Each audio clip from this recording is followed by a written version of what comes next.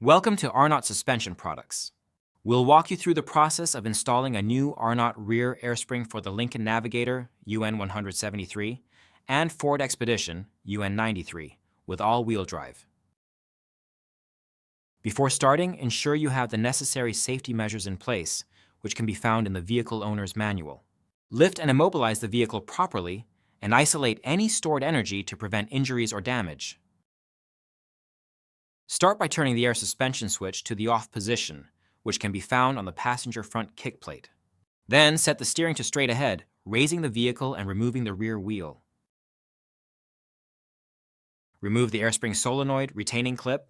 Rotate the solenoid counterclockwise to the first stop, then carefully pull out to vent the air pressure from the air spring. After the air spring is deflated, turn again and remove the solenoid from the air spring. With pliers or a suitable hook tool, remove the clip that secures the top of the air spring to the chassis. To access the clip, go under the wheel arch between the body of the vehicle and the chassis. Remove the piston-to-axle spring seat clip.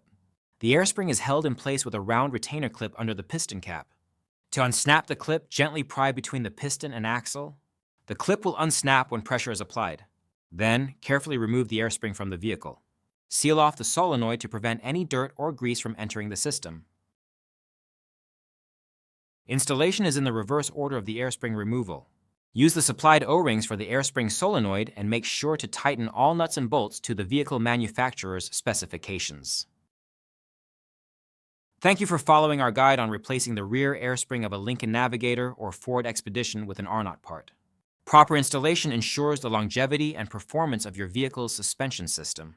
Stay safe and happy repairing.